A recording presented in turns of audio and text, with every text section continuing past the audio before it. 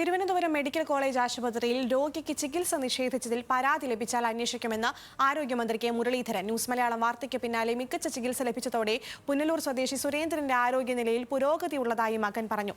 Medical college ആശുപത്രിയിൽ അബോധാവസ്ഥയിൽ പ്രവേശിപ്പിച്ച സുരേന്ദ്രന് മതിയായ ചികിത്സ നൽകിയില്ല എന്നായിരുന്നു ആരോപണം.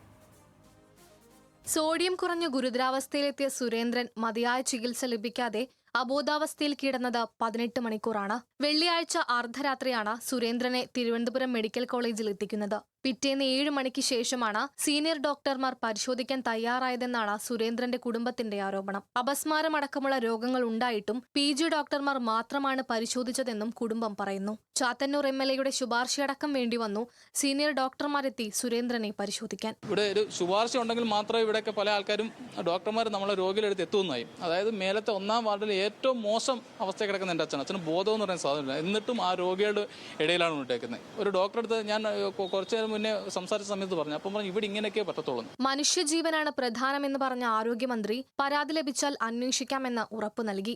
അങ്ങനെ ഇപ്പോഴും സിസ്റ്റത്തിനോട് വിമുഖത കാണിക്കുന്ന ചില ആളുകളുണ്ട്.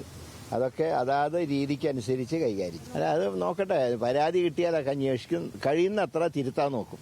നടപടിയിലേക്ക് കിടക്കുന്നതിന് മുമ്പ് ഇതുപോലത്തെ സംഭവങ്ങൾ മനുഷ്യന്റെ ജീവനാണ് പ്രധാനം. നിലവിൽ സുരേന്ദ്രന് മികച്ച ചികിത്സ ലഭിക്കുന്നുണ്ടെന്ന് മകൻ അറിയിച്ചു. ന്യൂസ് മലയാളം, തിരുവനന്തപുരം.